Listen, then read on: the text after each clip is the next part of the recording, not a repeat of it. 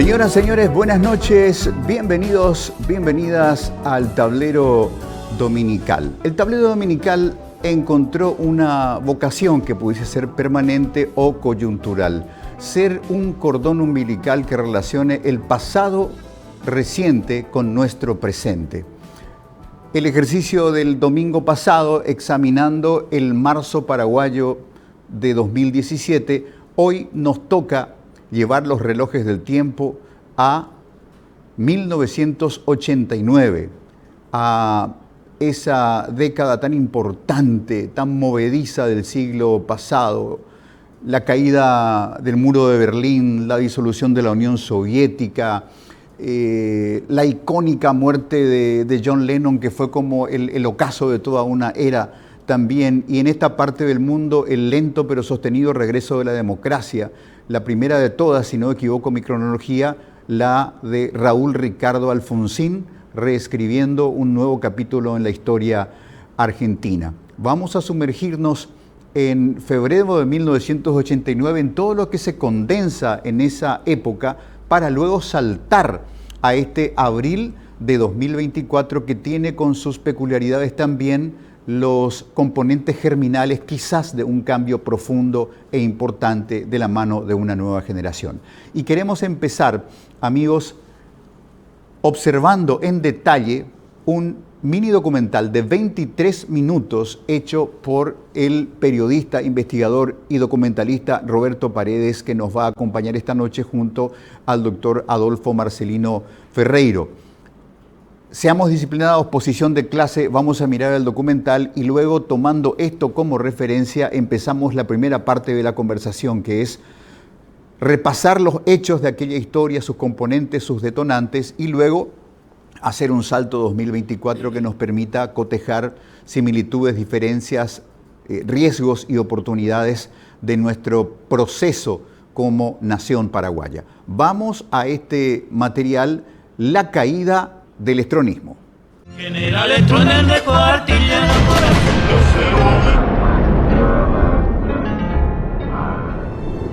Hemos salido de nuestros cuarteles en defensa de la dignidad y el honor de las Fuerzas Armadas. El fin del dominio político de Alfredo Stroessner en el Paraguay se selló el 1 de agosto de 1987. Cuando en el marco de una controvertida convención partidaria, los denominados militantes estronistas impusieron el control del Partido Colorado para el sector denominado Cuatrinomio de Oro, compuesto por Mario Abdo Benítez, Sabino Augusto Montanaro, J. Eugenio Jaquet y Adán Godoy Jiménez. Si bien altos dirigentes políticos del Partido Colorado ya venían conspirando para desplazar al general Alfredo Stroessner, la conspiración propiamente militar sería la decisiva. Se buscó un jefe representativo y la elección recayó en el general Andrés Rodríguez, segundo hombre fuerte del país y consuegro del general Alfredo Stroessner.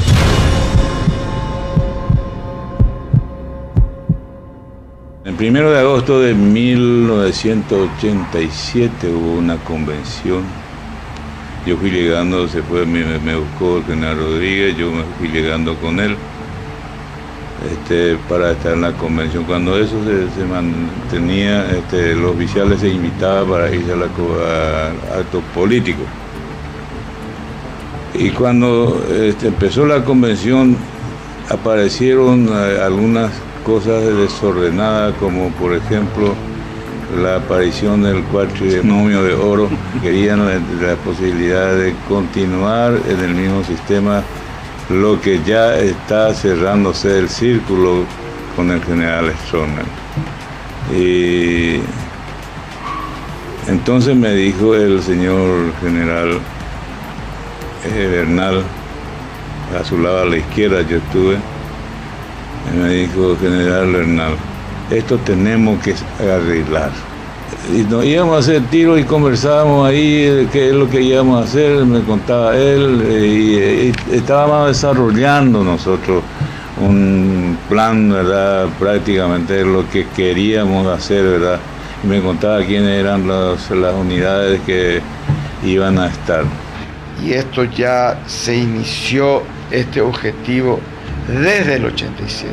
No voy a alargar mucho, de muchas conversaciones, de nominaciones, de nombre y todo eso, en donde él tenía muy, digamos, afectado en la parte sentimental, porque su hija Marta estaba casado con el hijo del presidente Freddy fallecido. Eran consuegros. Convocados por el general Rodríguez algún tiempo antes para conversar sobre la situación política del país. Y tuvimos varios encuentros, algunos promocionados aquí por camaradas que me citó un día para hablar con el general Rodríguez, tenía contacto directo con él. Pero en fin, llegó el momento, se decidió, cuando estábamos presentes todos los Carlos, que ahora somos los Carlos designados por el comandante, por el general Mendoza Gaete, ¿verdad? Él fue el que nos dio la nominación de Carlos. Sí, a Carlos 2, informe por favor a Carlos 7, ¿qué rumbo toma el vehículo negro? ¿Qué rumbo tomó el vehículo negro? En esa oportunidad el general Rodríguez me preguntó cuántos equipos de radio disponía. Prepare, me dijo, sus medios de comunicaciones para enlazar a todas las unidades de la división de caballería. Nos llama el coronel Martínez, Antonio Martínez, y nos informa que el general Rodríguez ordenaba que el PC principal tenía que hacer la guardia del RC3. Se decidió de que no había otra forma de cambiar el régimen si no sea con las Fuerzas Armadas. Políticamente no iba a ser posible, y en el caso de que se haga, su reemplazante iba a ser otra vez Gustavo Stroessner, que tampoco iba a ser completamente dominado por el grupo que estaba en su entorno.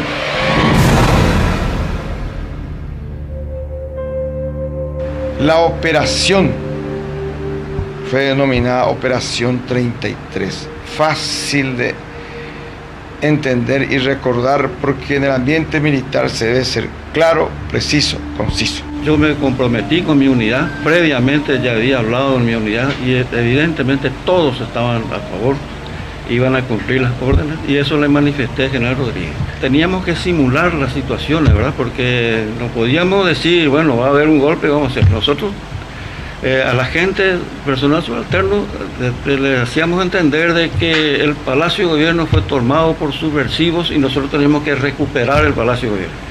Reconocimiento de terreno, desde lugares muy estratégicos. Por ejemplo, el techo del Zodiac, ahí era luego el PC del comandante de la compañía, que era el teniente Aldo Gini. Después teníamos un observador durante toda la noche en el techo del arzobispado, inclusive. También teníamos en el techo de la catedral. Yo he planeado la defensa interna. Esa defensa interna que hemos planeado ya tenía su orientación hacia lo que nosotros habíamos hablado con el general Rodríguez.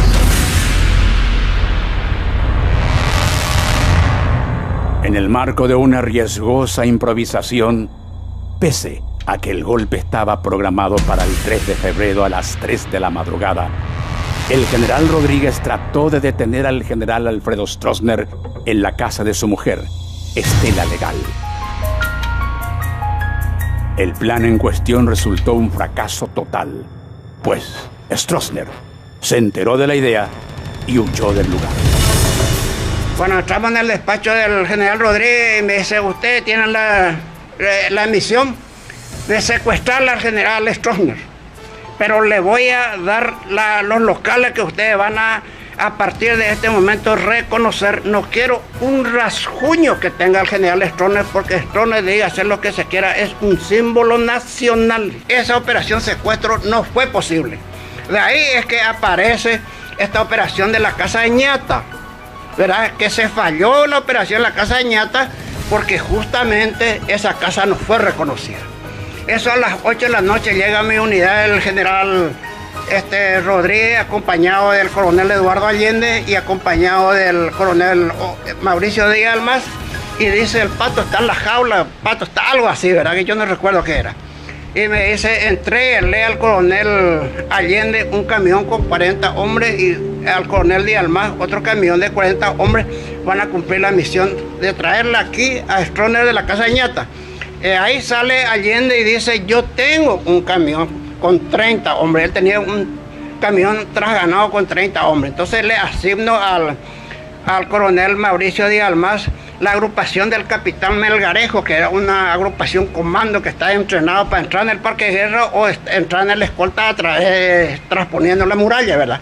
En caso que las cosas se tornen difíciles y sea necesario nuestra presencia para apoyar al general Oviedo y al general Ocampo, cosa que no fue necesario.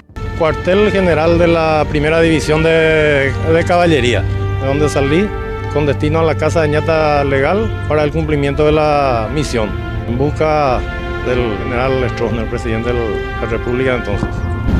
La primera semana de enero creo que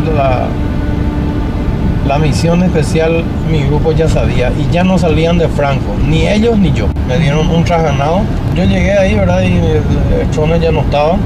Nos informamos ya con el tiempo de que él salió con su chofer y el coronel Martínez, que siempre fue su eterno seguridad personal, ¿verdad? Se realiza la operación con Ñata, se fracasa y ahí y viene el coronel Allende y el coronel Díaz Almaz dice, fracasamos, se escapó Stroessner. El plan de operaciones contemplaba que la Marina tome la policía, detenga a Pastor Coronel, jefe de investigaciones, y bloquee la salida de la Chacarita.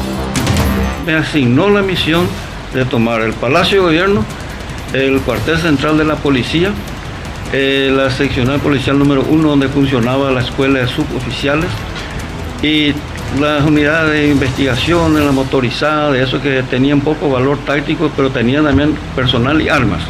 Y además el Canal 9, que era importante para la divulgación de las novedades que haya en esas noches.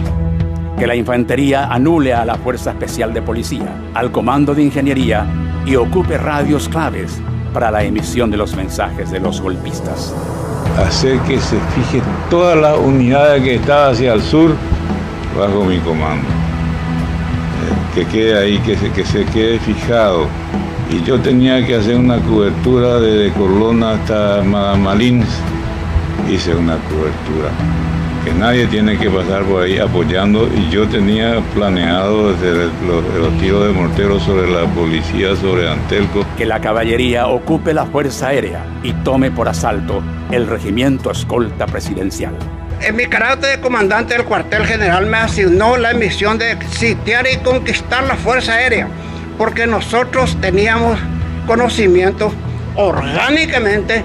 La Fuerza Aérea o Comando de Aeronáutica en aquella época tenía el regimiento Silvio Petirosi, una unidad de paracaidistas muy bien organizada, muy bien instruida y con mucha calificación para el combate. Oviedo, usted como comandante del regimiento 3 y el coronel Ocampo como comandante del regimiento 2 de caballería van a tener la misión de sitiar y conquistar el regimiento escolta presidencial. Que Fuerzas Rojas o las fuerzas leales al señor presidente de la República era Regimiento Escolta Presidencial, Fuerza Aérea y la Policía Nacional. La misión específica que tuve como comandante del RC3 motomecanizado en aquella ocasión ha sido la de conquistar la unidad élite del general Stroessner, el regimiento escolta presidencial, mejor equipado, organizado, armamentado. Stroessner fue de lo de Estela Legal hasta la casa de su hijo Fedi, donde junto a sus hijos Gustavo y Graciela, juntos se dirigieron hasta el regimiento escolta presidencial, pero finalmente se refugiaron en la sede del comando en jefe. Se cumplió la misión, gracias a Dios, ¿verdad? Con la pérdida de 2 vidas de nuestros 2 marineros que fallecieron, Enciso y Bazán, y la policía fallecieron 7 suboficiales de policía y heridos 5. Ese es el balance final, ¿verdad? Oficial. Yo tengo aquí en mi carpeta, tengo la lista de todos los fallecidos y todos los heridos en aquel acontecimiento. En el Departamento de Investigaciones, el oficial Martino tuvo la misión de detener al poderoso jefe de investigaciones, Pastor Coronel, lo que se cumplió cabalmente. Sobre el río se paseaban buques de la Armada Nacional, desde donde se bombardeó la policía de la capital, así como el Palacio de Gobierno. No hubo posteriormente ninguna venganza, ninguna revancha contra nadie.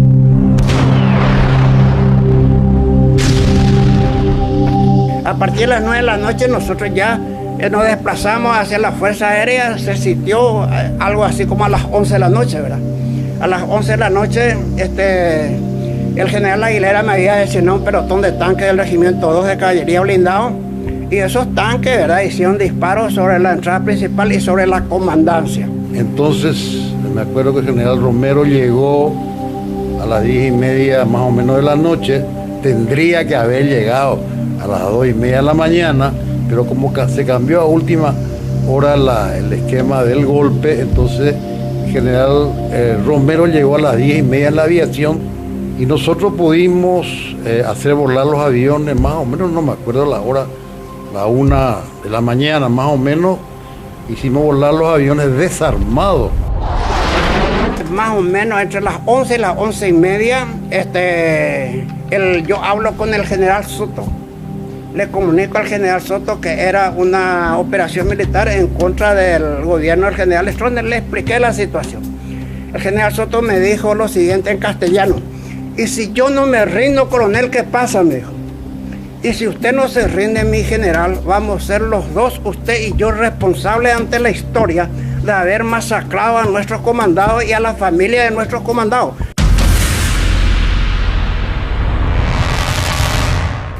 El radio Bebecatúa ya me se proclama. Entonces como yo tomé la radio 1 de marzo, tomé la televisión, Canal 13, tomé también Antelco. Entonces le dije, remeta 1 de marzo. Cuando la infantería ocupó Radio 1 de marzo, se emitió por primera vez la proclama del general Andrés Rodríguez. Apreciados camaradas de las Fuerzas Armadas, hemos salido de nuestros cuarteles en defensa de la dignidad y el honor de las Fuerzas Armadas, por la unificación plena y total del coloradismo en el gobierno, por la iniciación de la democratización del Paraguay, por el respeto a los derechos humanos, por la defensa de nuestra religión cristiana, católica, apostólica, romana.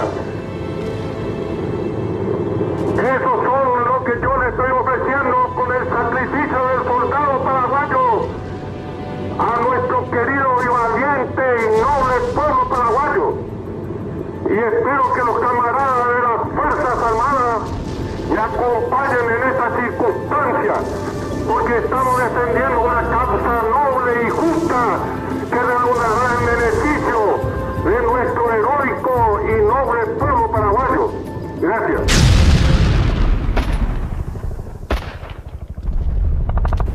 Nosotros nos encontramos con mi tropa, justo llegamos nuevamente, cada uno por su itinerario, en General Santos y España. Le pedimos al general Rodríguez para hacer fuego, porque teníamos que pedirle autorización. Y él me dice, haga pero con mucha seguridad de no hacer daño físico, que esa es la directiva. Positivo, Carlos 6, positivo. La acción se inicia pasado las 21 horas. Ahí pide dialogar conmigo, quiero hablar con Rodríguez. Ellos son camaradas de remesa y de arma. Y habla con el general Rodríguez. Sí, tiene razón. Mire, Machuca, tráigale ahora mismo al general Rodríguez. Con él, para que termine esto. Ustedes van a ser responsables de todo lo que está ocurriendo. Ya no tienen ustedes posibilidades de hacer nada. Toda la Fuerza Armada está bajo mi comando, le dice. Y le hago unos disparos otra vez por los vidrios. ¿Por qué no me autoriza un poquito de unos caramelitos más con el general Ocampo para ya definir esto? Le dije. Y puse que todas las sirenas de los tanques tocasen. Porque el general Rodríguez me dijo, ¿cuál es la misión, mi general? Stroessner vivo en la caballería en mi casa. El general Rodríguez nos ordenó, bien, háganse cargo de sus unidades. Me preparé, me vestí de uniforme, etcétera, eran las 9 más o menos, cuando de repente escuchamos por radio salir inmediatamente, ahí Carlos II, salir inmediatamente, pero no sabía yo el motivo. Y era como a caballo, decir, era en la guerra de caballería, vinimos con los tanques y todos los elementos, ¿verdad? Veníamos a toda máquina. Después, un poco más, después de 10 minutos, Oviedo está conquistando los primeros objetivos. Ahí no sabía nada de ello, y veníamos derribando sillas de bares, rozando coches, veníamos por Artigas, subiendo Perú, y ahí hacia emergencia médica, ahí nos desplazamos, ahí nos dispersamos, ahí más o menos ocupando cada uno su lugar, ¿eh? Ahí nosotros abrimos fuego. Entonces eran las 3 de la mañana, por lo visto estos periodistas internacionales ya estaban en acecho para venir, y comenzaron a venir, a pedir a querer entrar en la zona restringida de nuestro. Y yo le comuniqué al presidente, al general Rodríguez. Le dije, mi general, acá ya están viniendo varios periodistas internacionales con su camarógrafo, cameramen, con su carro, con su auto. Quieren filmar. Y ahí hay una cantidad de soldaditos, sargentos muertos ahí sobre el general Santos, le dije. Inclusive hay sangre ahí corriendo. Y yo no sé si le vamos a dejar a estos periodistas que entre. Y me dice él, no. Yo a ella le llamé al general Pereira, que era intendente en aquel entonces, al general Pereira, para que mande los camiones de la municipalidad con manguera, para que lave toda la calle, toda la muralla. Y al doctor Araujo, general Araujo, que mande su ambulancia a llevar todos los muertos. Por este portón que está a mi espalda, que en aquella madrugada se encontraba abierta, entró el coronel Lino César Oviedo cuando aquel entonces a intimarle rendición al presidente de la República. Detrás de este pilar ordenó que se abriera fuego contra este edificio. El general Oviedo se paró de este pilar aproximadamente a 20 metros y desde ahí a viva voz le intimó rendición al presidente de la República. Se escuchó la voz del coronel Maggi pidiéndole por favor que pare el fuego, que el general Stroessner ya estaba afuera.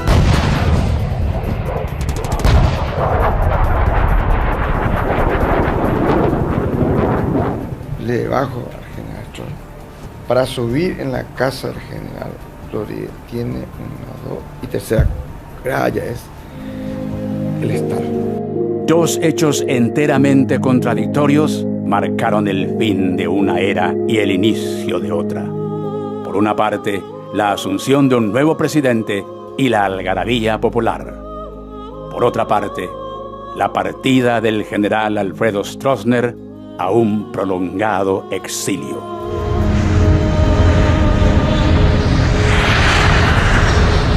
Giraba de ese modo una página relevante de la historia del Paraguay.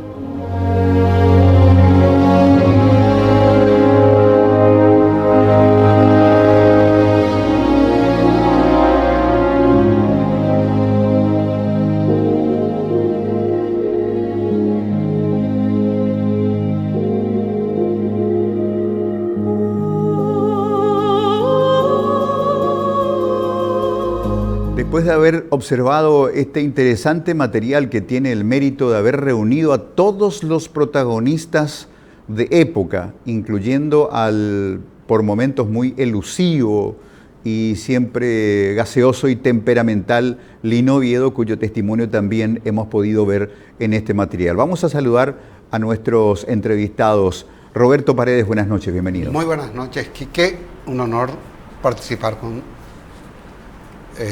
Adolfo y contigo de este programa. Doctor Adolfo Marcelino Ferreiro, bienvenido de regreso al Tablero Dominical. Una vez más, un gusto estar contigo, Quique, y con el amigo Roberto, por supuesto. Bueno, el doctor Ferreiro, un fantástico polemista, y Roberto Paredes, un paciente investigador de fragmentos de la historia. Tenemos tantas deudas con la historia, con el registro historiográfico, tantas imperfecciones, que la tarea de quienes se dedican a este menester es una tarea más que agradecida. Hacemos una pausa, amigos, y al regresar entramos en materia.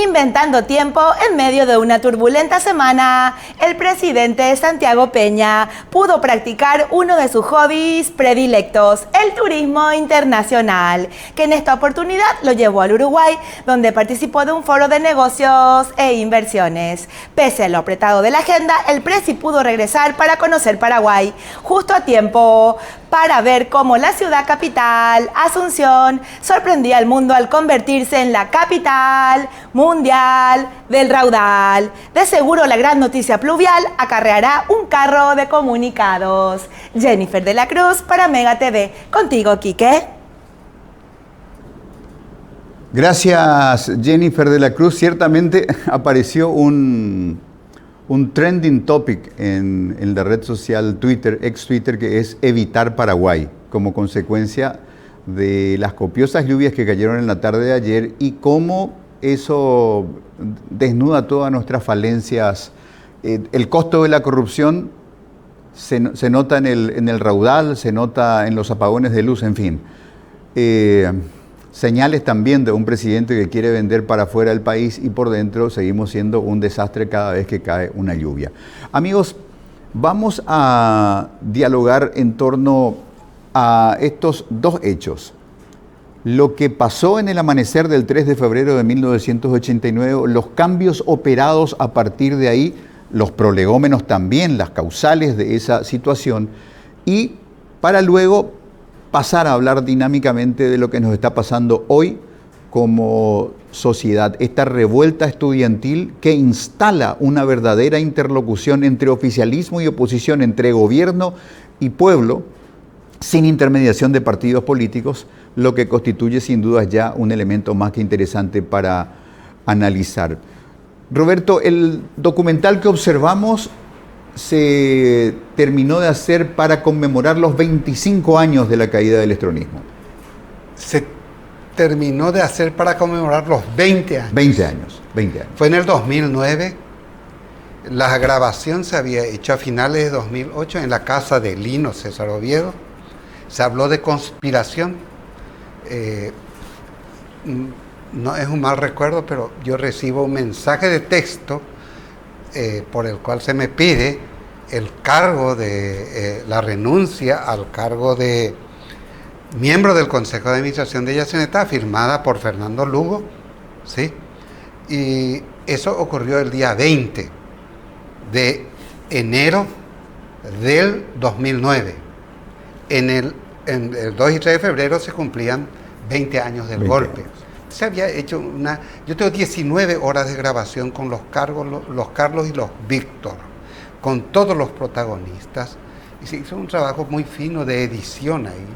Lastimosamente no se pudo pasar una parte que a mí me parece, nadie le da mucha importancia, es muy relevante, Quique, porque en el momento en que Oviedo le relata cuál es la misión general, refiriéndose a Rodríguez, le dice, Stroessner preso aquí, en mi casa, en la caballería, ¿no? Y ahí le interrumpe el general Regis Romero y le dice, o le añade, no quiero ni un rasguño, porque quiérase o no, el general Stroessner sigue siendo un símbolo nacional. O sea, el día en que Rodríguez dirige la destitución de Stroessner, esas fueron sus expresiones. Todavía sigue siendo un símbolo nacional. Esa era la consideración que tenía, y para mí era importante que uno de los protagonistas centrales contase eso, ¿verdad? Tiene muchos elementos que no se utilizaron, que son muy valiosos, pero para lo que en ese momento se hizo sirvió.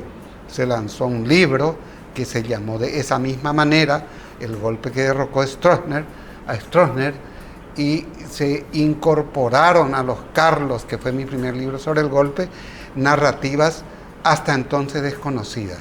Ahora, es interesante. ¿Sabe qué publiqué? 8 de las hojas de reclutamiento de parte de los muertos, ¿sí?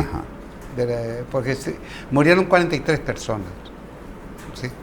Una cuestión misteriosa hasta ese momento. Sí. Ahora, Adolfo, es interesante recordar que el 2 de febrero de 1990 hubo represión suave, pero represión para quienes intentaron conmemorar el golpe de Estado. Rodríguez no quería... Sí, buenas noches antes que todo. Es que lo que pasa es que la historia pues no es lo que fue solamente, sino cómo se la recuerda y cómo se la cuenta. Y desde qué postura se la cuenta. Claro. No es lo mismo la historia de la guerra del Chaco contada desde Bolivia que contada desde Paraguay. Entonces no es lo mismo contada desde la diplomacia que de los combatientes en la trinchera. O sea, por eso la historia es siempre un proceso de reconstrucción del pasado y construcción del presente también. Y tenemos en el Paraguay el ejemplo del lopismo, ¿verdad? Todo el proceso ese de antilopismo, lopismo, que concluyó en la victoria cultural, que hasta hoy día tiene un impacto muy fuerte, del coloradismo sobre el liberalismo, ¿verdad? Pero en fin, entonces, a mí no me gusta mucho, es decir, no es que no me guste, no soy hábil para manejar de manera didáctica las anécdotas, ¿verdad? Porque son tantas que me abruman, ¿verdad? Y todos somos de alguna manera protagonistas de muchas anécdotas en estos últimos 40 años, ¿verdad? Correcto. Entonces, tal vez yo lo que querría recordar o mencionar en esta conversación, porque tiene que ver también con lo que ocurre acá ahora. La caída del estronismo, de la dictadura militar, dicen algunos, y otros decimos de la dictadura del Partido Colorado, que es mucho más riguroso. En el Paraguay no hubo una dictadura militar donde los militares anulan todos los demás actores políticos y toman toda la función política. Acá los militares no hicieron nada más que ejercer la fuerza, pero las políticas de los 30 años de gobierno de Stroessner la determinó el Partido Colorado con grandes líderes civiles. La educación, la economía, la banca central, la política energética, el plan del trigo, la reforma, todo eso lo hizo el Partido Colorado. Correcto. Por lo tanto, el Partido Colorado tiene los méritos y las responsabilidades y el sistema represivo policiaco, ¿verdad? Que hasta hoy tiene su secuencia cuando recordamos las violaciones de derechos humanos, fue inventado por el Partido Colorado. Correcto. No por los militares, por el Partido Colorado. Bueno, entonces, pero eso ocurre dentro de un proceso histórico que llamamos la Guerra Fría, ¿verdad? El Paraguay no está indemne a lo que pasa en el mundo. Claro. Fíjate vos nomás este detalle. Stroessner sube apenas 9 años después que termina la Segunda Guerra Mundial. Y más o menos, no sé si un año antes o después de que Fidel Castro, ¿verdad? Entonces, China no existía, ¿no? Eran Estados Unidos y la Unión Soviética en una confrontación global. Y cuando termina ese proceso de la Guerra Fría. Sí. Y empieza con la posguerra fría, que ahora está terminando, correcto, y también está terminando otro proceso. De 30 en 30 años estamos yendo. Bueno, si vemos eso, entonces también vemos otras dimensiones del proceso. Y podemos entender algunas cosas. Y podemos entender lo importante y lo bueno que se hizo en ese proceso que se llama la transición, que fue toda la década del 80 más o menos, ¿verdad? Que cambió esa noción que teníamos, que de la dictadura íbamos a salir solamente con un gran baño de sangre, ¿verdad? Porque esa era la idea. Sí. Por eso hubo guerrilla, por eso hubo terrorismo, por eso hubo clandestinidad. Y se instaló un concepto que venía también acompañado en el mundo, que era el de las transiciones. A mí me tocó ir a Portugal, apenas caído Stroessner, a un gran congreso sobre transiciones en todas partes del mundo. En Sudáfrica, en los países del este, etc. Y nosotros fuimos parte de ese proceso y fuimos una buena parte, lo hicimos bien. Lo hicimos bien, en su mayoría de sus aspectos. Por ejemplo, que al día siguiente del golpe vivimos una atmósfera impensable una semana antes, que era la pacificación de la política. Veíamos a los comunistas, a los colorados, a los ex miembros del gobierno de Stroessner, claro, todos en un proyecto que había habido una gran inteligencia y una gran identidad cultural. Adolfo, en el territorio de lo anecdótico, en aquella mañana del 3 de febrero frente al Panteón, vi a un militar con una pañoleta azul. Sí, sí. Yo vi a la policía, a los policías cantando las canciones que eran de la oposición a la ley antes. Y ya que estamos en algunas anécdotas simpáticas, la última actividad política que yo hice antes del 3 de febrero fue la reorganización de un comité partidario en Piriáhuí. Nos fuimos con Euclides Acevedo a hacer eso. Nos corrieron a patadas al comisario, nos echó del pueblo. La gente tuvo que salir toda corriendo por encima de las murallas. Y la siguiente actividad política que hice casualmente fue en Piriáhuí. El comisario vino y se presentó a las órdenes, si usted quiere que dirijamos el tránsito. Bueno, algo había cambiado. Eran nuevos tiempos. Y lo que pasa es que tenemos que entender qué significan esas cosas. Y ahí es donde nosotros fuimos. Claro. Porque también esta transición coincidió con un proceso tremendo de decadencia cultural y de fracaso educativo. Nosotros vivimos hoy día sumidos en un fracaso educativo y una decadencia cultural gigantesca, como nunca se vivió en el Paraguay después de la guerra del 70. Y eso es muy grave. Por eso pasan estas cosas como toda la destrucción de la institucionalidad que se construyó con la transición. Y ese es el desafío futuro, ¿verdad? Bueno, qué interesante esto que menciona Roberto, muy interesante. El vaciamiento cultural, que fue un objetivo de comisariato político, ¿verdad? No. Cuando en las universidades los maestros son sustituidos por comisarios políticos, los líderes estudiantiles por líderes colorados. Yo creo que es una columna vertebral. De entrada, lo que dijo Adolfo, que me parece correctísimo y está enfocado en este librito que les traje. Fíjense que los tres personajes ahí son dos civiles, colorados, ambos líderes, Tomás Romero Pereira y Epifanio Méndez Fleitas acercándolo a Alfredo Stroessner. Una foto histórica fantástica, ¿sí? El Partido Colorado tuvo una responsabilidad, pero de primerísimo orden, en la conformación de lo que se conoce como el estronismo. Jugó papeles fundamentales y me parece que está perfectamente señalado. No voy a repetir lo que dijo, es corresponsable directo. Fue una dictadura político-militar, en todo caso, o cívico-militar. Cívico-militar. Eso por un lado. Lo que nunca se estudió, yo tengo un libro a publicar y se me rompió en dos el libro cuando iba a salir, porque tenía como 450 páginas. ¿Y por qué derrocaron a Stroessner? Yo tenía un libro que se iba a llamar ¿Por qué? ¿Cómo y por qué derrocaron a Stroessner? El cómo es, ya vimos, ¿verdad? ¿Cómo se hizo? Una cuestión casi anecdótica. Ahora, ¿por qué lo derrocaron a Stroessner? Una pregunta importante. Otro aspecto fundamental, vos lo señalaste, Quique, y parece una cuestión mágica, ¿verdad? En la caída de Stroessner se da coincidentemente con la caída del muro de Berlín. el desmoronamiento del bloque socialista europeo, o sea, un cambio, el fin de la Guerra Fría, claro. ¿Sí? Se da en un momento demasiado especial y un remanejo de la política económica en toda América Latina. Ahí se da la llamada, lo que algunos llaman la irrupción del neoliberalismo, se colocan nuevas reglas, el propio general Rodríguez no entiende algunas cosas y sienta las bases para que se produzca una de las crisis más terribles que sufrimos, que fue la crisis bancaria, ¿verdad? El Fondo Monetario Internacional mismo recomendó que se revisara las primeras medidas adoptadas por Rodríguez, que fueron de liberalización de las operaciones bancarias, o sea, el cese completo del control.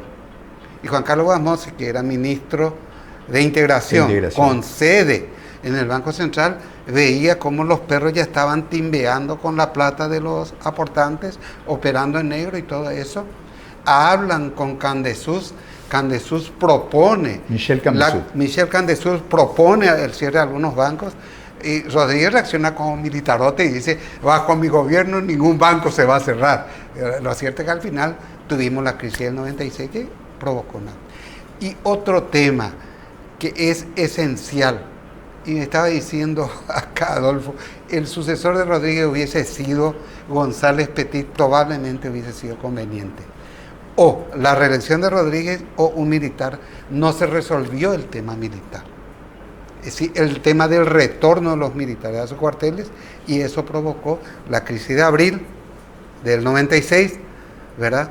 Y provocó cosas peores, incluyendo el asesinato del vicepresidente Luis María Argaña y una crisis terrible detrás, ¿verdad? La muerte de 7 jóvenes en la plaza, pero la no resolución de problemas esenciales que tenían que solucionarse definitivamente con la caída o detrás de la caída de Stroessner no se llevó adelante, y eso tuvo consecuencias altamente negativas.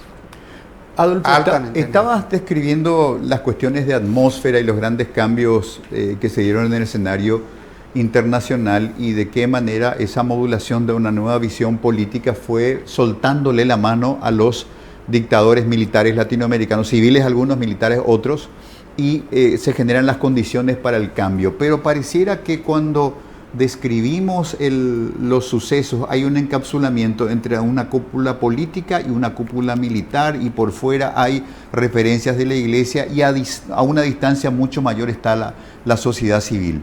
Cuando se produce la caída, otra vez llegan las expresiones de oposición, hay un cierto grado de interlocución, pero la inercia del poder vuelve a juntar otra vez Partido Colorado, Fuerzas Armadas en la cúpula. ¿En qué momento? Exactamente en qué momento? Porque yo creo que los militares se desprendieron del Partido Colorado. Yo no estoy lo que los militares eran capaces de aceptar la banderita del Che Guevara frente a un cuartel. Pero no una bandera liberal, no. Esa es una cuestión. Había un prejuicio con respecto al Partido Liberal fuertemente consolidado al interior de las Fuerzas Armadas. Pero los militares hasta hoy, Quique, y te puedo decir, le tienen un respeto muy especial a Fernando Lugo, ¿no? Fue el tipo que les mimó, según muchos de ellos, después de lo que le mimaran antes de la caída de Stroessner. El que mayor protección les dio, digamos, ¿no? Es que los militares siguieron siendo colorados. Acá mismo Adolfo te dice que uno de los militares o policías creo que le recibió con un pañuelo azul, ¿verdad? O sea, eso se declaró, ya dejó de existir. Yo creo que y esa exigencia de ser miembro de un partido para ser militar, eso existió en la época de los liberales. Stroessner entró a las Fuerzas Armadas apadrinado por un amigo de José Patricio Guyari.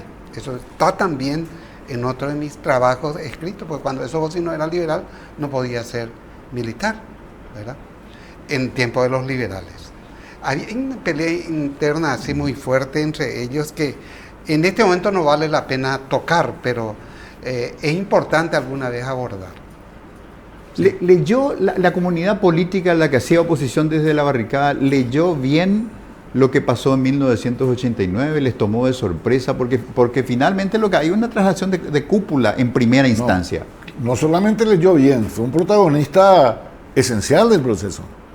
La conducción política de la época, el liderazgo de Laíno, de Fernando Vera, de Luis Alfonso Rez, de ¿cómo se llama? De los del Mopoco, Galaverna y compañía, fue determinante en el proceso político. ¿Por qué? Porque otra vez vamos a lo mismo que a mí me preocupa, ver un poco más ampliamente. Siempre vemos qué pasó en la política, qué pasó acá, qué pasó en la iglesia, que nadie quiere hablar de eso nunca. Pero, ¿qué pasó en la sociedad? ¿Y qué pasó con la sociedad?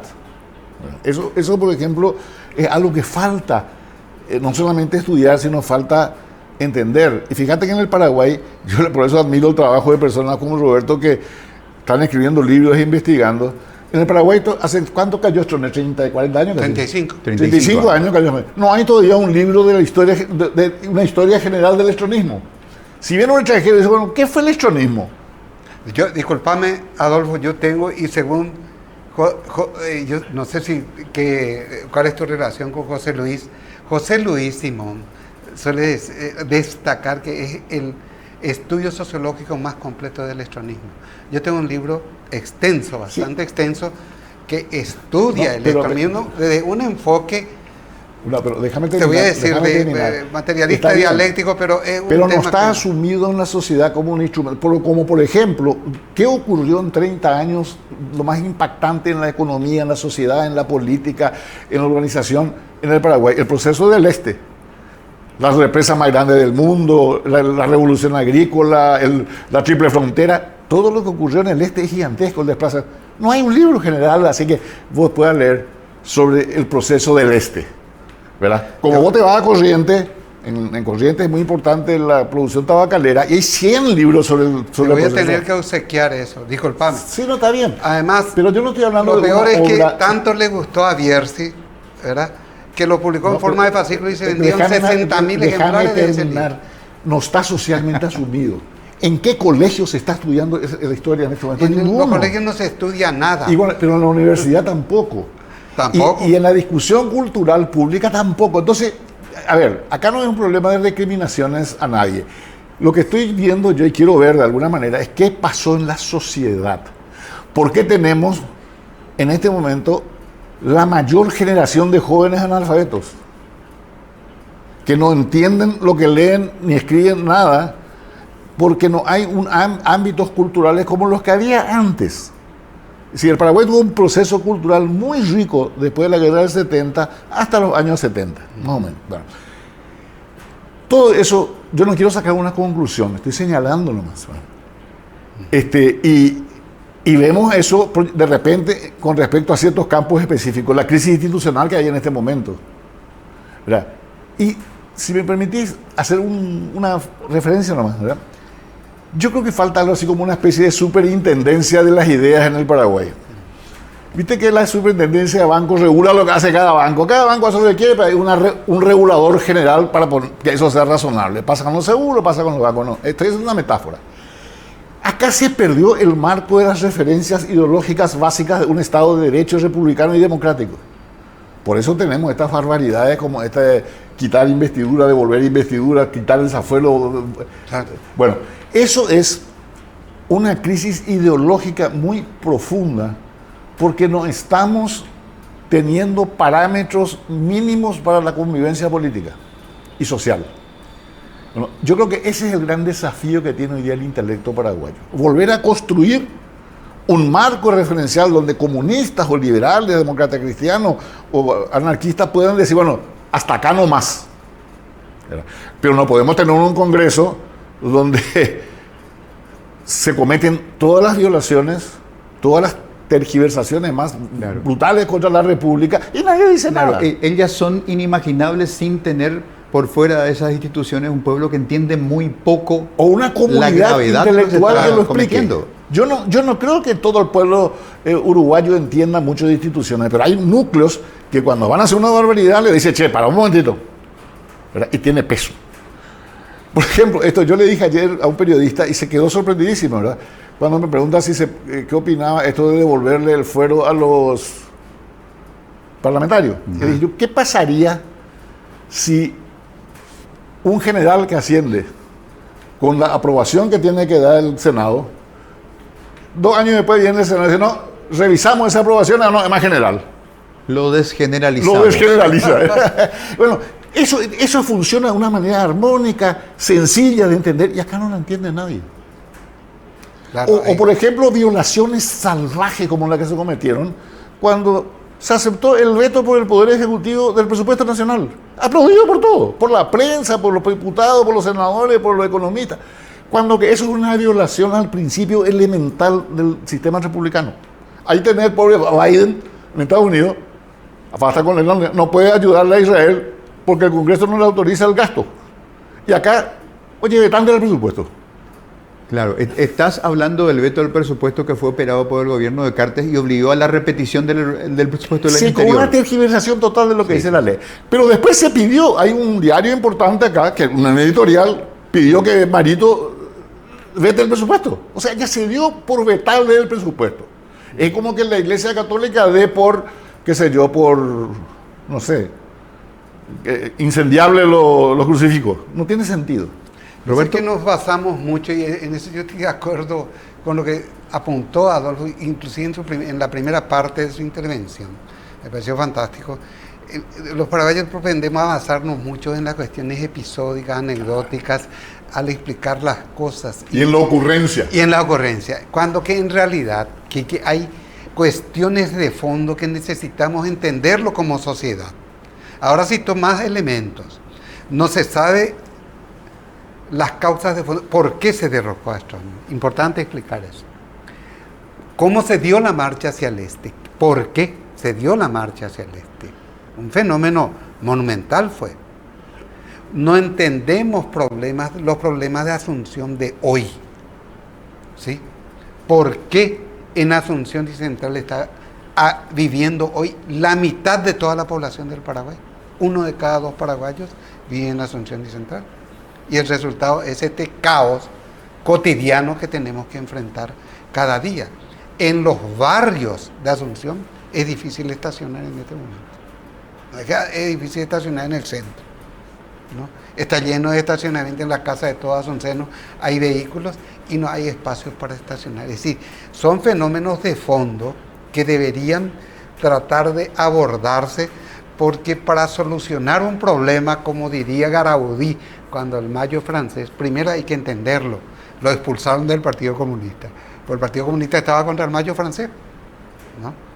Entonces, como estaba contra el Mayo francés, el otro dice, primero entender, después condenar, dice el tipo, y bueno, lo expulsaron al tipo. Y hay que entender las causas de fondo de todos estos problemas que está señalando, y hasta dónde hay una degradación en cuanto a al nivel de capacitación de los niños y jóvenes ahora, inclusive con respecto a lo que fue antes de 1989. No hay una política de Estado de educación. No hay una política de Estado. Hubo supuestas reformas educativas que fueron terminadas, acabando en peores resultados. Pero ahí, por ejemplo, resultados muy lamentables. Ahí es donde tiene que entrar a funcionar el intelecto colectivo social, que es dinámico, contradictorio, complementario. ¿Qué quiere la sociedad en materia de educación? No hay un solo partido político que tenga escrito un documento razonable de propuesta de educación, pero tampoco no hay ningún gremio que se pueda leer por ahí o que circule. Porque si hay por ahí y no circula, es como que no hay, ¿verdad? Bueno. Les pido hacer una pausa y a la vuelta seguir esta conversación, ordenarla un poquitito, tratar de meterla dentro de nuestra cronología y seguir esta conversación en la que tomamos un insumo muy potente del pasado, de la caída del estronismo de 1989, la sombra poderosa que proyecta la hegemonía colorada, la tutela militar en principio, y luego este viaje que nos trae a este punto en el cual hay una nueva hegemonía autoritaria, otra vez con ADN colorado, hay una destrucción casi total de lo que entenderíamos por oposición y hay como una especie de anticuerpo de la sociedad, una revuelta popular muy clásica de estudiantes de clases populares que están tratando de defender algunas conquistas que les permiten ser estudiantes universitarios. El tablero dominical, un cordón umbilical entre el pasado y el presente. Regresamos en un instante.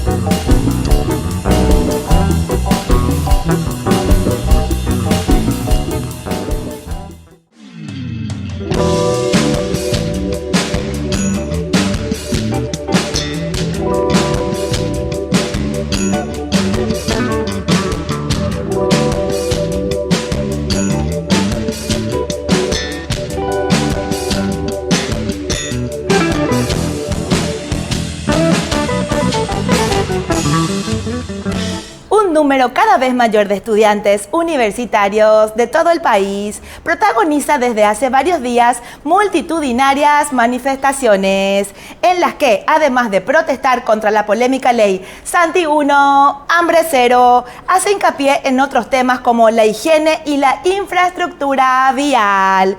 Por eso no debe sorprender la recurrencia de estribillos como Santi basura, cómete esta verdura, o cartes basura, petizo molde ura. A su turno, la cuestión vial fue referida con el pegadizo cántico de va, che, basura, chaqueño, cara dura. Jennifer de la Cruz para Mega TV. Contigo, Quique. Él escribe. Bueno, esta vez Jennifer de la Cruz se agarró con los estribillos universitarios. Sobra entusiasmo, gran espíritu patriótico de los chicos y de las chicas que están en paro. Falta un pelito de creatividad a la hora de diseñar los cánticos, que los cánticos también tienen que trascender esto. Están pasando cosas muy interesantes en el ámbito de lo universitario y el tema de que el gobierno no ha resuelto, por el contrario, ha reforzado su tosuda opinión y posición de que ya está todo resuelto y que lo peticionado por los estudiantes ya está proveído y no hay nada que discutir, está dándole más grosor, volumen y complejidad al problema. Ayer, sábado a la tarde, las 14 unidades educativas en paro tuvieron una asamblea muy importante cuyas consecuencias quizás comprometan lo del martes próximo, que hay elecciones en la cúpula universitaria. Podrá haber elecciones porque de alguna manera estas 14 casas de altos estudios le retiraron la confianza a quienes hoy están en el Consejo Superior Universitario. Entonces, ¿qué pasó con eso? Es una deslegitimación, es decir, el mandato y el consenso que tenían al principio ya no lo tienen. Entonces, quizás la elección de autoridades en la universidad deba recalendarizarse hasta resolver este conflicto. Podría suceder. Nosotros regresamos a esta edición del Tablero Dominical donde estamos haciendo un salto en la historia. Desde febrero de 1989, caída del estronismo, hasta este tumultuoso abril de 2024 que tiene componentes tan interesantes que de alguna manera quizás, no sé si mis invitados en piso coincidirán, tiene un saborcito parecido a Chile 2019, el último semestre, cuando se dio esa interlocución entre la plaza y el Poder Ejecutivo. Y no había interlocución política en el medio, los partidos políticos se retiraron. Esa pueblada de la gente de clase media que salió a protestar primero en Santiago y luego incendió todo el país diciendo estamos viviendo una vida invivible, vivir para trabajar, trabajar para vivir, no llegar a fin de mes, y se incendió Chile y se incendió el valor de representatividad de la política.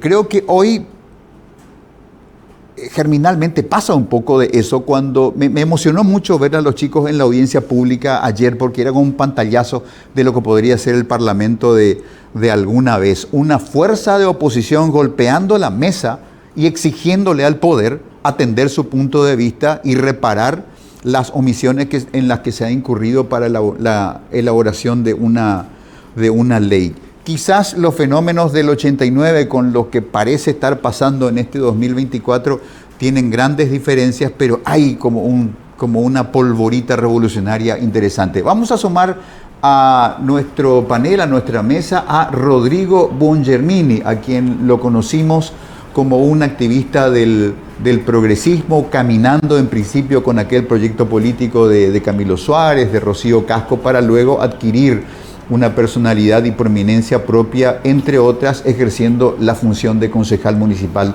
de la ciudad de Asunción. Hoy día está en el claustro universitario, es sociólogo, es docente y es siempre un placer dialogar con él, por eso lo sumamos a esta mesa ya Yupé, aunque tal mueble no está presente. Bulle, buenas noches, bienvenido. Una mesa en sentido metafórico. Sí, señor. Hiciste bien en omitir su principal defecto, que también es abogado. Ya, claro. A propósito, solo yo mismo esconder eso, sí. Pero ¿ejerciste la abogacía alguna vez? Estoy ejerciendo también, en el ámbito del derecho administrativo, derecho público, digamos. No tanto el civil que está litigando en tribunales, pero sí acompañando los procesos públicos, el debate público y las controversias en el ámbito del derecho público. Porque hay personalidades de estupendo temperamento que siendo abogados nunca ejercieron. O sea, a mí no me consta, por ejemplo, que Nicanor Duarte Frutos alguna vez se lo haya visto en pasillo tribunalicio con la valijita.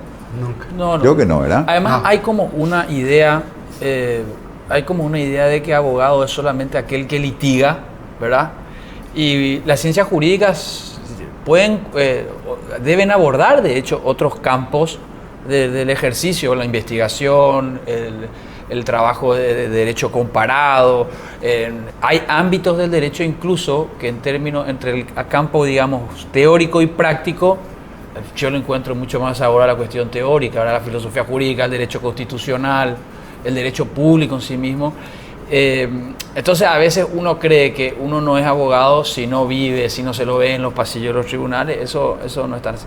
Incluso nuestro derecho contempla que para alcanzar ciertos lugares, contempla medio inútilmente ya hoy, ¿verdad? Pero para alcanzar ciertos lugares tenés que tener ejercicio de la carrera y cierto ejercicio de la profesión, ¿verdad? Como el Consejo de la Magistratura, el Jurado de Enjuiciamiento, pero que hoy vimos que ha quedado totalmente en desuso en realidad.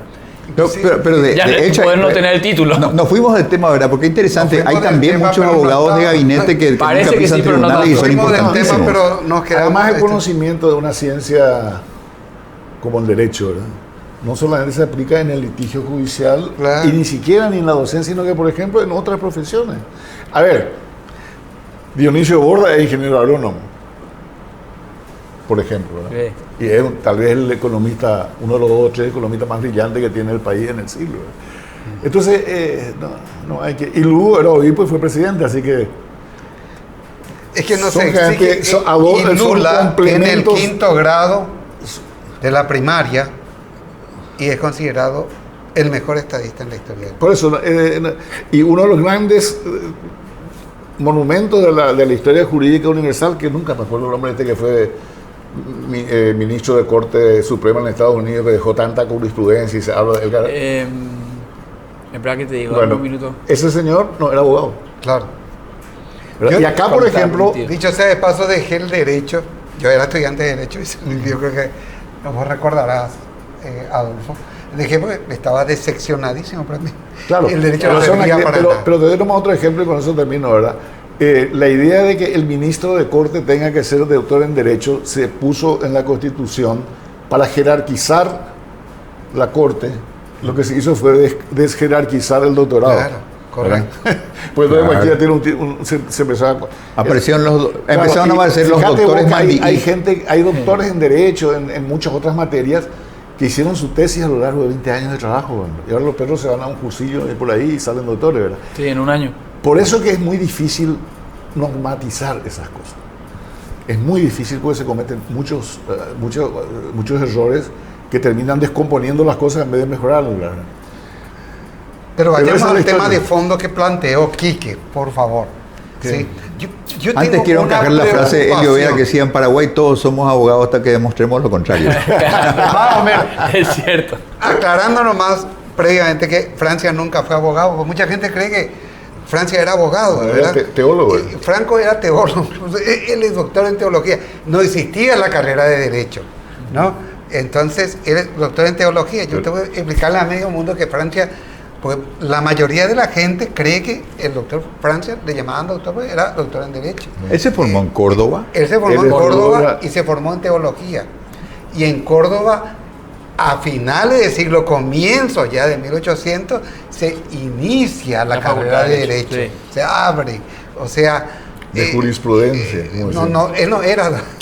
De todos modos, ejercía porque el latinismo estaba de moda, todo, en fin. Pero esa es otra historia. Qué importante es Córdoba en nuestro viaje histórico latinoamericano, sudamericano, el famoso Cordobazo de 1914 que genera la nueva reforma universitaria de Córdoba. La reforma universitaria. Eso es fabuloso. Y el siguiente Cordobazo también, que fue un fenómeno fabuloso del 69.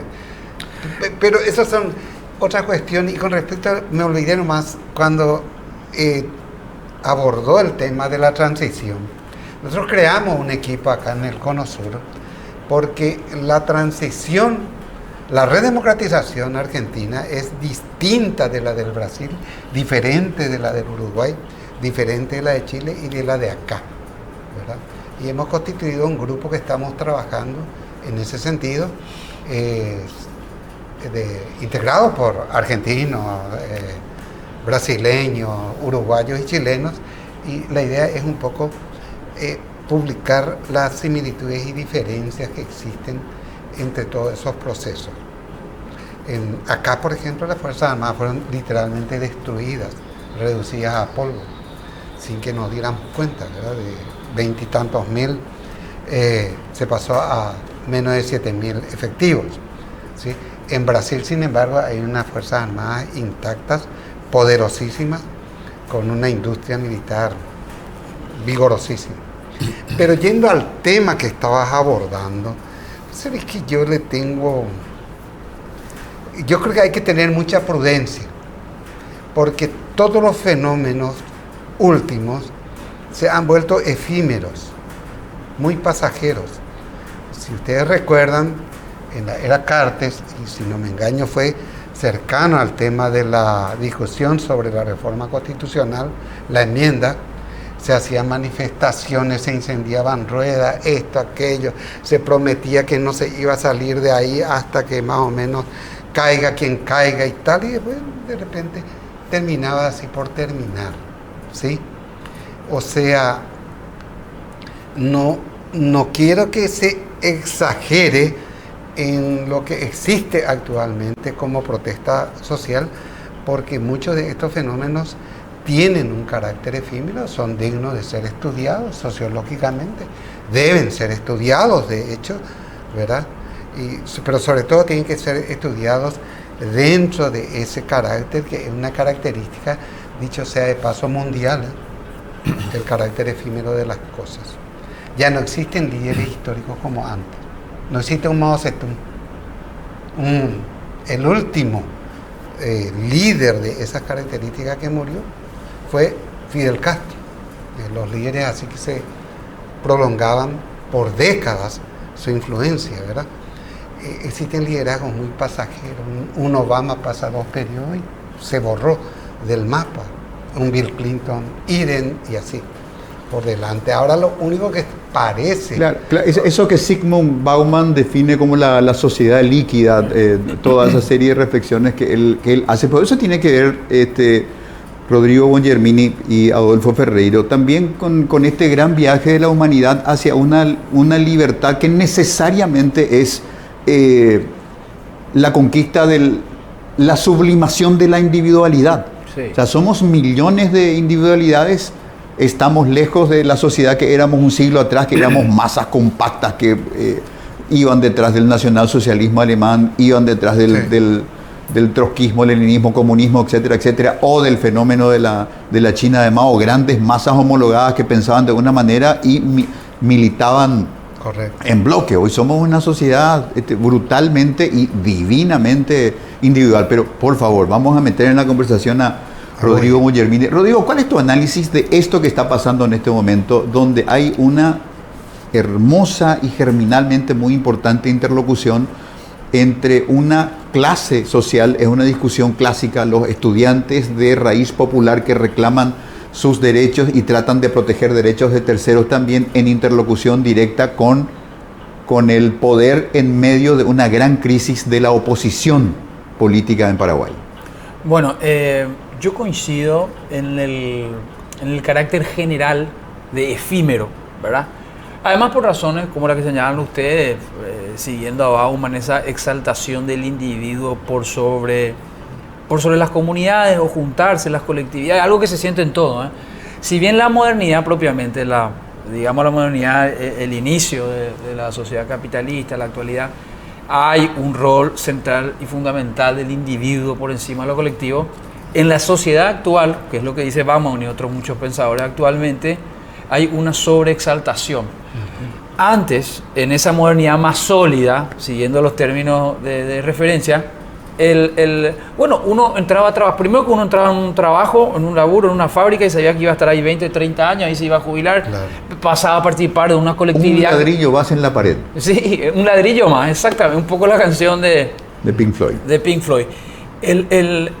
Uno tenía sus rasgos psicoanalíticos, incluso si vos querés, la rutina, había un régimen de explotación bien establecido, cada uno sabía su rol. Y vos tenías tu espacio de socialización y de lucha, el sindicato, los estudiantes, sus gremios, los campesinos, sus federaciones, sus grupos, y estaba todo bien delimitado, ¿verdad? En las sociedades actuales, ¿qué es lo que analizan, verdad? Que no existe eso. Primero que el mundo del trabajo cambió dramáticamente y el desarrollo productivo. Entonces, una persona tiene que vivir en 2, 3, 4, el multiempleo, el famoso multi-texting que le dicen ahora, y que tiene otras consecuencias. En el ámbito psicológico se estudia el famoso burnout, que es el síndrome del quemado. En Europa es la principal crisis psicológica que existe hoy. La gente y no tiene ningún tipo de seguridad. Y esto no es algo menor. Antes vos podías decir, bueno, voy a malvivir 30 años, pero voy a vivir y tengo un seguro, una salud más o menos prevista. Ahora la no previsibilidad es un rasgo fundamental. No duras mucho en un trabajo, podés estudiar algo, no te terminás dedicando a otra cosa. El estudio propiamente muda, y allí los que estamos en el campo de las ciencias sociales podemos sentir eso perfectamente. La gente migra a aquellos que le va a dar una salida laboral más rápida, pierde campo las ciencias sociales, la filosofía, el pensamiento en general para cuestiones más prácticas, concretas en función a esos desarrollos económicos, y cada uno anda por tanto en su mundo. Entonces aquellos entes o instituciones que nos juntaban como sociedad, aquellos espacios, aquellos lugares, no son tan diáfanos, no son tan claros, no sabes dónde. Tiene que estallar algo. Al estallar algo hay una reacción primeramente individual que se traduce después en fenómenos colectivos como lo que estamos viendo ahora. Son efímeros, pero ojo, son efímeros por estas condiciones previas, ¿verdad? Pero ojo que aún efímeras, si coinciden ciertos elementos objetivos ante esa movilidad que tiene unos rasgos más subjetivos, pueden ocurrir cambios, ¿verdad? De hecho, esto que termina en Chile, la crisis de la representatividad política, termina con un nuevo grupo político y un presidente de 35 años, ¿verdad? Producto que venía de la historia de ese movimiento estudiantil. Correcto. ¿Verdad? En España hace 10 años produjo la aparición de dos grupos políticos, uno hacia la derecha y otro hacia la izquierda, de gente joven que venía de la calle de ese movimiento juvenil estudiantil que explosionó con la crisis inmobiliaria y financiera de España. O sea, terminaron traduciéndose luego políticamente y desplazaron incluso, aunque sea por un pequeño momento, en el caso de España, pues fíjate que se vuelven a consolidar los clásicos PP y PSOE, porque también hay una capacidad de adaptación de esa representación política a cómo se está expresando la sociedad en ese momento. ¿Qué es lo que yo más veo aquí? La ANR tiene una rápida adaptación. Rápidamente dice, está viniendo este cambio, patina 4 o 5 años, retoma, comprende inmediatamente el fenómeno Incluso hoy, la expresión legal institucional de la exaltación del individuo bajado a la política, que termina traduciéndose en el desbloqueo de listas, donde cada uno hace su lista, cada uno de su bancada, cada uno dice lo que quiere. No hay más un partido que nos junta, así como no hay más un sindicato, no hay un partido. El partido es una suma de individuos e intereses particulares. Y la ANR se adaptó inmediatamente a eso. Y se traduce incluso en acuerdos electorales, en lo más práctico. La ANR, con acuerdos electorales, manteniéndose unida, reunificándose incluso después de Oviedo, obtiene mayorías de sobrerepresentación. Es decir, Santiago Peña, un señor de 30%, porque es lo que obtuvo en la interna más o menos, pero con 30% gobierna el 100 hoy. Claro. La representación parlamentaria por cantidad de votos es exagerada en la ANR con respecto a los votos que quedaron por el sistema de distribución de escaños, dejaron afuera un montón de opositores, en todos los niveles. Sí. Entonces, le permite gobernar con total tranquilidad porque en el del otro lado no se comprendió la lógica e incluso la oposición juega sobre esa lógica. ¿Qué significa esto? Referente a, para no decir ningún nombre, ¿verdad? Es muy conocido, tiene muchos seguidores, etcétera. Entonces se lanza sola o hace una pequeña alianza por un lado. Otros se juntan, yo no me quiero juntar con este porque este no me gusta, porque el otro es más feo. Y terminamos en 10 listas, 12 listas. Y la ANR, feo, lindo, más o menos. Todos juntos te marcan una mayoría. Después ya les permite administrar dentro de ese bloque de intereses individuales lo que se necesita para obtener su... Y los otros quedaron totalmente en el testimonio. Entonces ahora aparece un grupo colectivo, busca sentirse representado en algún lugar y no encuentra. Y por eso que sentimos eso del movimiento estudiantil, está ocupando el lugar que, digamos, los grandes o los partidos políticos no tuvieron la lectura adecuada para poder estar en ese momento. ¿Qué tenemos ahora? Estudiantes que lógicamente se van a recostar o se recuestan en los que encuentran parlamentarios más jóvenes o más cercanos, o tienen un representante concreto que es Raúl Benítez, que proviene de ese movimiento, y ahí más o menos se sienten, pero no ven que pueda trascender de uno o dos también. Entonces dicen, tomo yo esta bandera. ¿Sigue teniendo estos caracteres efímeros? Sí, porque es, digamos, la naturaleza del momento, o cómo actúa en el momento del fenómeno. Claro. Pero no significa que, sumado a otros elementos, esto pueda ser el inicio de una ebullición mayor. Claro. Sobre todo, Adolfo deja una lección interesante, que cuando hay una causa genuina, una síntesis comunicacional sencilla de transmitir, el fenómeno crece. Yo ya tengo 76 años y entré al primer grado. Eso es inimputable. Ya soy inimputable, así que puedo decir cualquier disparate. Entré al primer grado del colegio, de la escuela primaria, el año que subía Stroessner de presidente. Así que... Pero estos fenómenos ocurrieron siempre. Es decir, nosotros fuimos un movimiento independiente, por ejemplo. El famoso movimiento independiente fue el rechazo y la negación de la política tradicional. En los 70, sí. En los 60 ya. ¿Verdad? Entonces, esa es la historia de... Eso ocurre siempre, ¿verdad? La crisis política, la falta de representatividad y todo. Lo que pasa es que yo creo que hay un factor que en este momento es una novedad cultural, ¿verdad? Que nosotros éramos muy radicales en todo sentido. Tenemos varios muertos de nuestra generación en la guerrilla, por ejemplo, ¿verdad? Ahora nadie se muere por nada. Y sin embargo, esta foto es sensacional. Estos son pero amigos, los universitarios de los años 70. Aquí en esta foto están José Carlos Rodríguez, René Dávalo, Adolfo Ferreiro, Emilio Pérez Chávez, Guido Rodríguez Alcalá. Sí, y Gilio de selección. Bueno, pero te digo nomás, pero lo que yo veo como diferente es que había un cuerpo, una tradición de pensamiento, ¿verdad? Una tradición de pensamiento y un respeto por el conocimiento que hoy ya no existe más, ¿verdad? Y eso no solamente a nivel estudiantil, sino a todos los niveles, ¿verdad? En la alta política paraguaya, vos tenías un Evelio Fernández Arévalo, tenía un Luis María Argaña, tenía, qué sé yo, en todos los sectores gente que representaban la tradición del pensamiento, de la cultura y de la coherencia.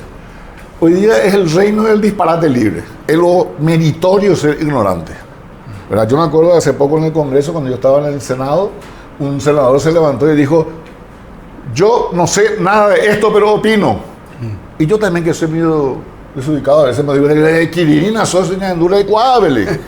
¿Cómo se enojó, Dios mío? Bueno, pero te digo una ostentar su derecho a la ignorancia. Claro, su argumento era el desconocimiento. Espectacular. Bueno, entonces, pero eso es un fenómeno. Como ese tema de Lelutier, el triunfo de la ignorancia. Claro, pero eso no es un problema de ese señor nomás, esa es la cultura dominante.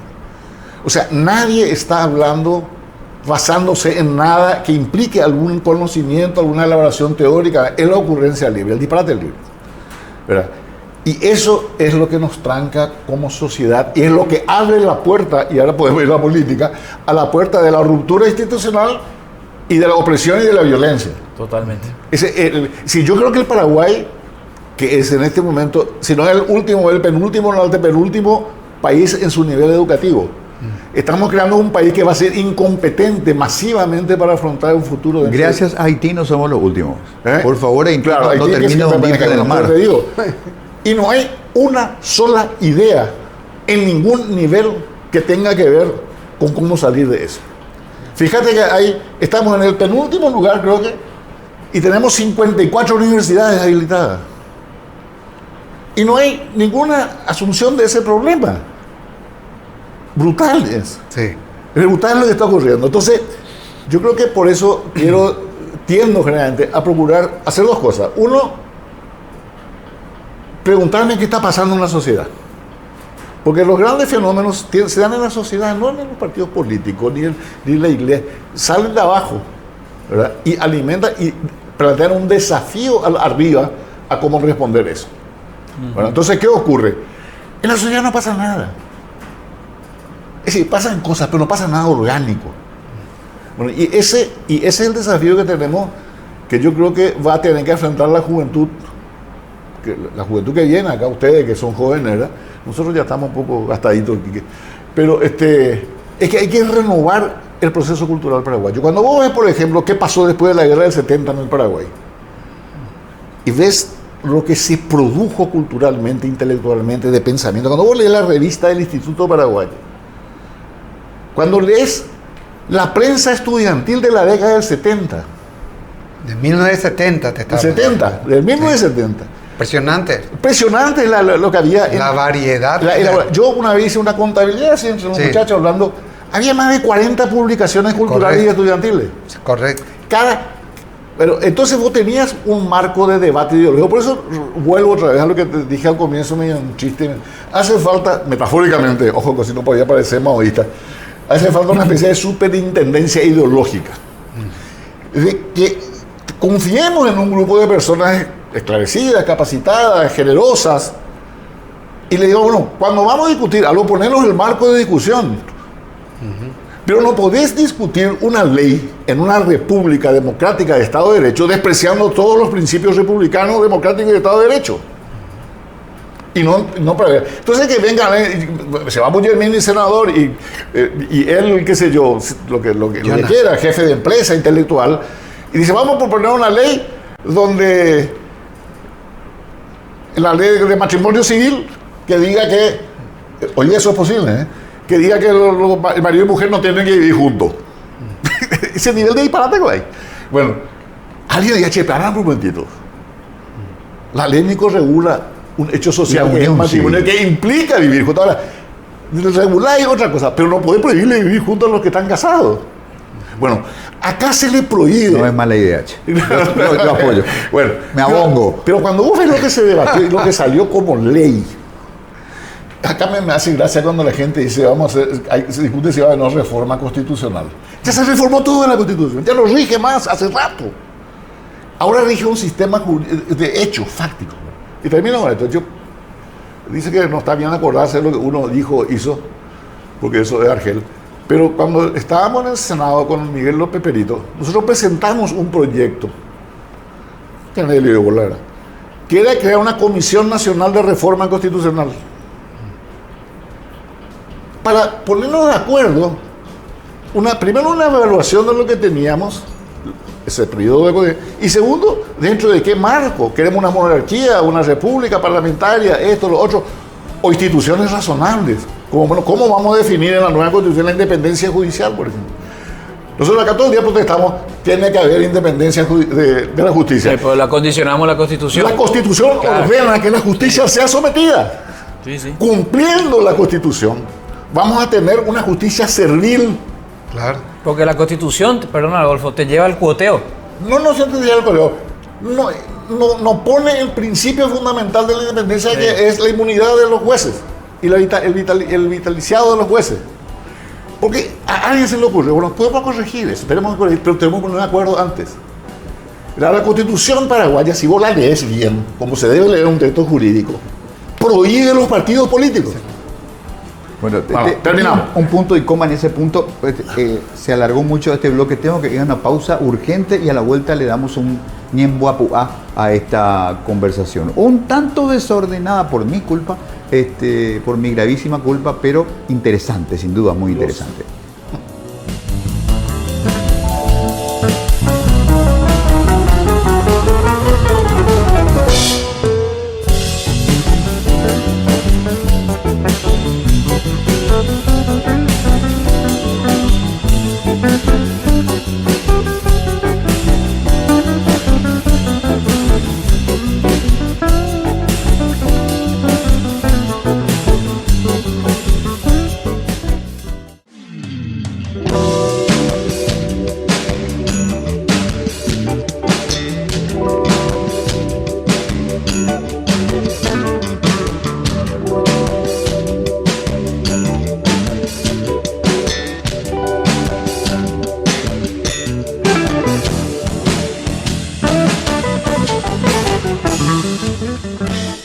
No es chiste. En la Argentina el anuncio de que no hay plata está más vigente que nunca. Meses atrás el desmelenado presidente argentino anunció motosierra total a la pauta publicitaria. No más plata del Estado en medios de comunicación, inversiones en contrataciones artísticas.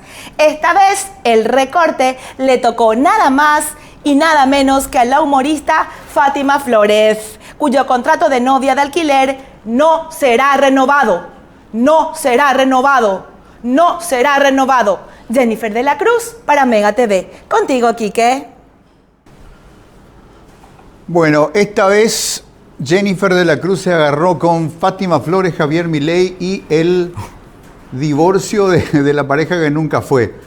Según los perros, esto forma parte del corte de la pauta publicitaria tan extrema y tan disciplinado y tan sacrificado del presidente argentino que cortó la propia diversión y anunció públicamente la separación de la sospechosa pareja que tenía o no tenía con la humorista Fátima Flores.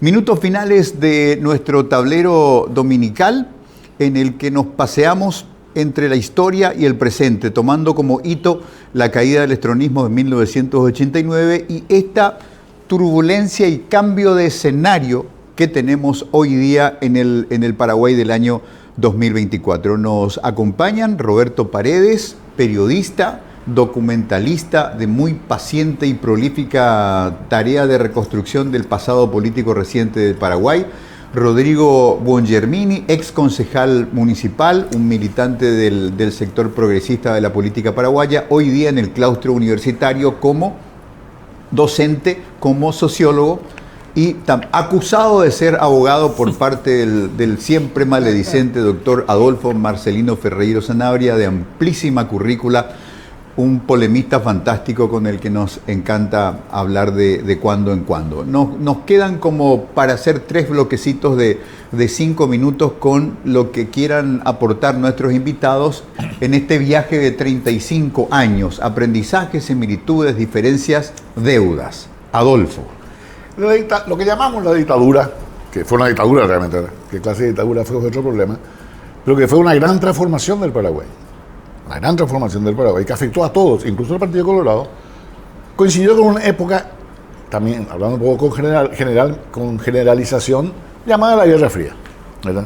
La posguerra de la Segunda Guerra Mundial, todo lo que se desarrolla y termina el gobierno de Stroessner, termina Pinochet, termina el muro de Berlín, termina un montón de cosas con la crisis final del socialismo soviético, ¿verdad? Y ahí empieza otra era, la era donde se vuelve a implantar en el mundo como un valor referencial, como un marco, como un objetivo, lo que llamamos las sociedades, las economías, las culturas democráticas. Y a ese modelo, mal que bien, adhiere todo el mundo. Inclusive países que habían sido, o que siguen siendo, entre comillas, comunistas, tienen hoy día grandes concesiones a las características de ese mundo que antes detestaban. Y ese periodo que viene es el que permitió grandes construcciones institucionales, sobre todo. Conjuntos de normas, de prácticas, de éticas, para organizar la vida social. La justicia, la policía, la universidad, se institucionaliza de una manera diferente. Y sobre todo se pacifica el mundo. Se pacifica bastante. Ahora estamos otra vez, después de 35 años, porque el tiempo corre, estamos otra vez, me parece a mí, antes del fin de una época. Terminó la post-Guerra Fría. Y estamos ahora, fíjate que estamos en un mundo donde hay unos despelotes y un rearme militar y porque para darle una calificación yo le diría es el fin de ciertas utopías. Nosotros cuando teníamos 20 años concebíamos que valía la pena morir por una causa, concebía exigirle a los pueblos décadas de sacrificio por una causa, ¿verdad?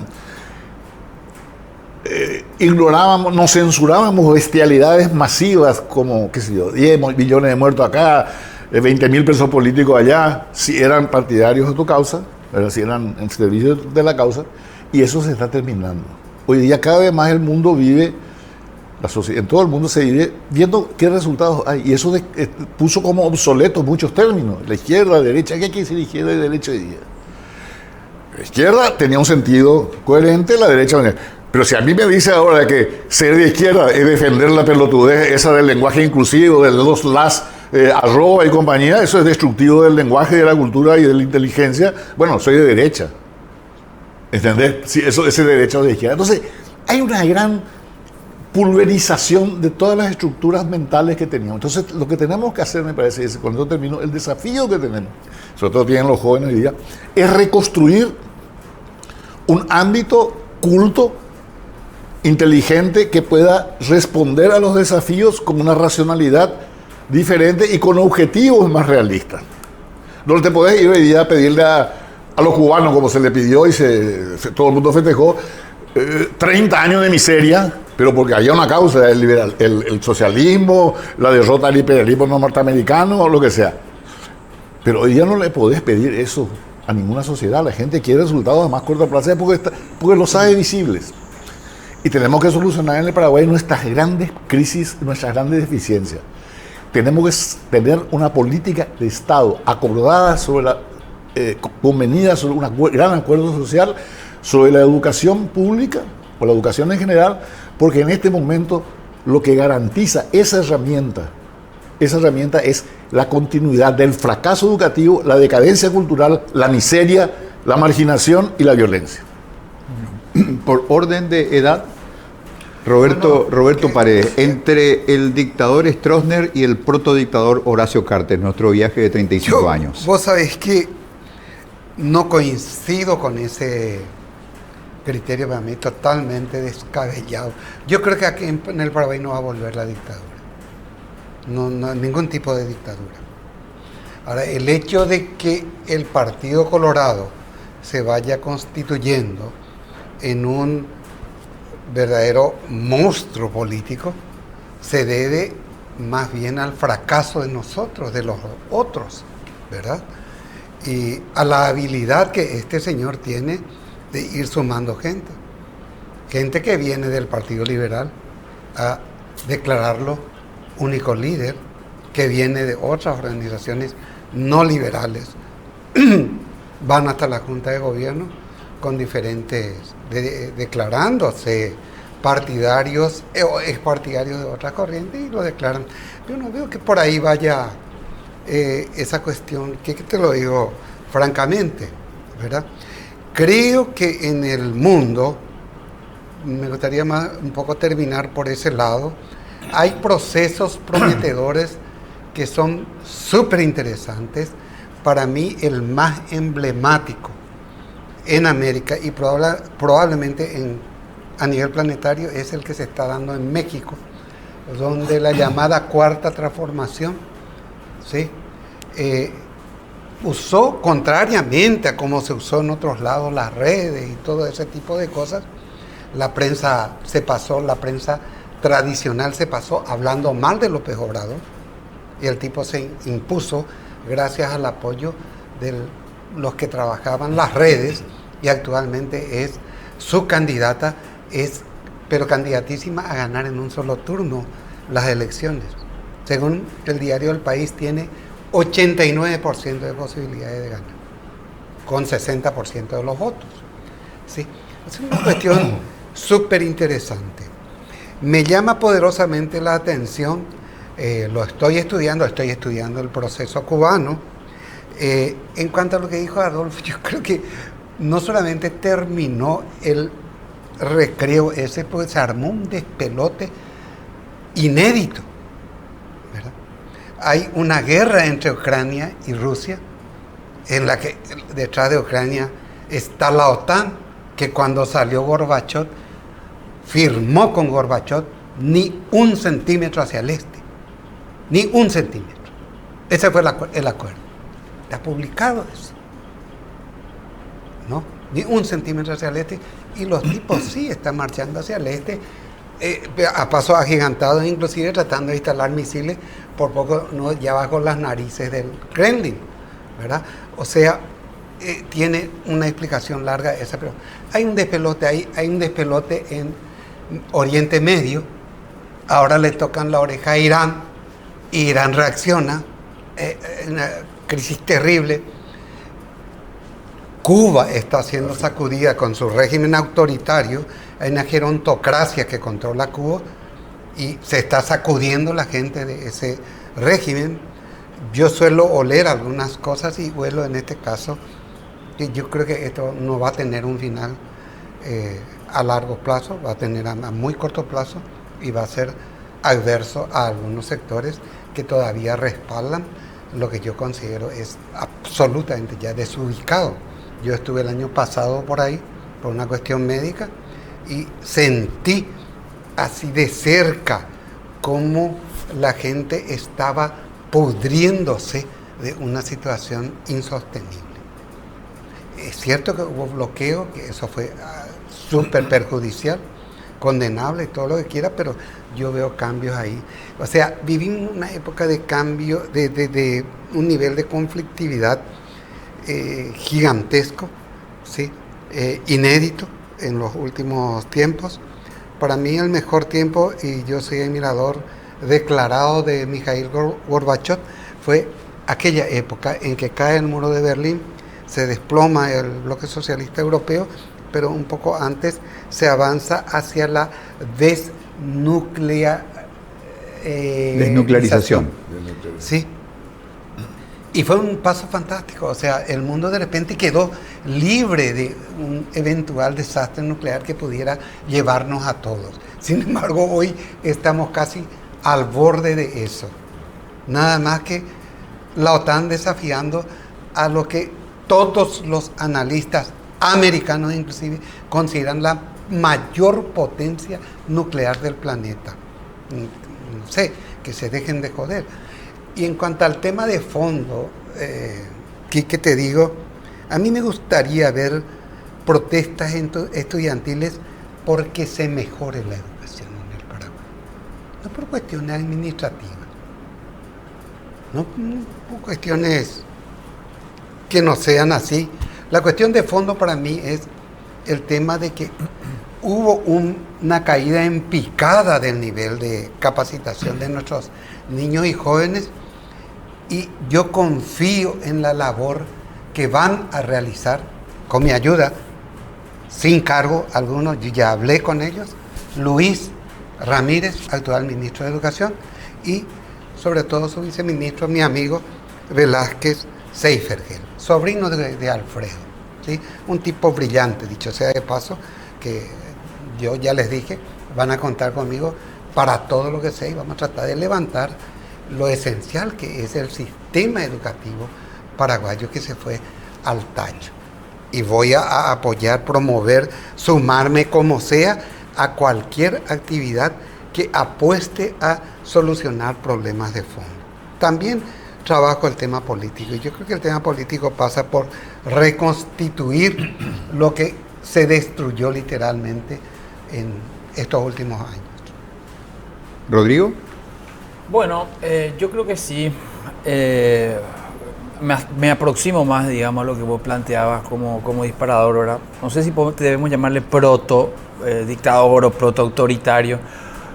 Sí creo, y la academia está utilizando el término de neoautoritarismo. Es decir, el autoritarismo que nosotros vivimos en el marco de la Guerra Fría y de la modernidad, de esa modernidad sólida, para seguir con el mismo marco referencial,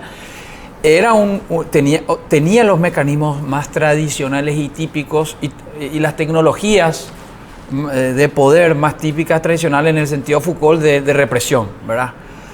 Pero bueno, Foucault mismo en los 70 ya decía que los mecanismos de retención y de control, de retención del poder, el control social, se cambian, ganan en tecnologías, en técnicas. Entonces, a finales del siglo XVII o XVI, cuando una persona era condenada por alguna cuestión de la época, se lo exponía públicamente, se le despellejaba la piel, y había una cuestión de suplicio del cuerpo. Claro, que eso fue murando, después aparecieron las cárceles. De responsabilidad política. Además. Las cárceles políticas, un poco la teoría del panóptico de Foucault. Entonces, existen mecanismos actuales que no tienen que ser precisamente una caperucita roja, pero ¿acaso hoy la Fiscalía no actúa de caperucita roja en algún modo?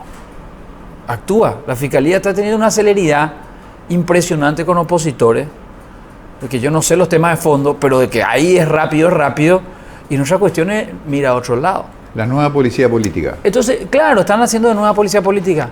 ¿En qué caso? ¿Qué opositor? ¿Te refería a Mario Aldo Benítez? No, me refiero, puede ser Mario Aldo Benítez, puede ser Miguel Prieto, que la oposición, la prensa, puede ser Katia Mario Aldo Benítez. Puede ser Katia González, puede ser Mario Ferreiro, tengo muchos casos para citar. Ahora, lo que te decía es que yo creo que esto tiene una forma, porque la democracia pues, no es solamente votar y que la mayoría pueda hacer lo que quiera. Incluso la democracia moderna se entiende como también una manera de proteger las minorías de eventuales excesos de esa mayoría hacia el autoritarismo. Entonces, si vos extralimitas los límites públicos e institucionales que nos pusimos todos de acuerdo en el 92 para tenerlos, si todo el tiempo nosotros cruzamos la barrera institucional y hacemos fueros, desafueros y cosas por el estilo, entonces nosotros estamos abriendo para que se pueda hacer cualquier cosa en tanto haya una mayoría. Y eso está muy lejos de ser, porque la democracia no es solamente votar 5 años y tampoco no es solamente ser mayoría.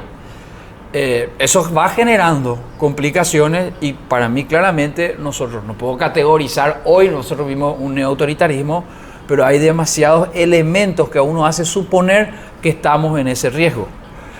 Hay otra cosa que a mí me parece importante y que es muy influyente en esto y que tiene que ver con lo que estábamos hablando. Yo no, y ciertamente que yo ya no viví puramente el electronismo, ya soy de la generación siguiente, pero yo lo que no veo, mirando en abstracto y con el tiempo ya, nosotros no tuvimos una ruptura cultural, pasó mucho en América Latina, pero en Paraguay veo más una ruptura cultural con el electronismo. Hay deuda hasta hoy día, memoria y reparación de justicia. La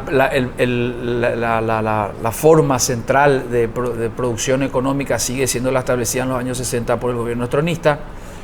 No se hizo justicia incluso dentro de ese mismo modelo productivo, es decir, las tierras malavidas se dejaron allí, esas familias se quedaron ricas, vendieron. Hoy ya no podéis hacer justicia porque ya hay un tercer comprador de buena fe, no te vayas a quitarle porque el anterior, el Stroessner le regaló 20.000 hectáreas en el Chaco.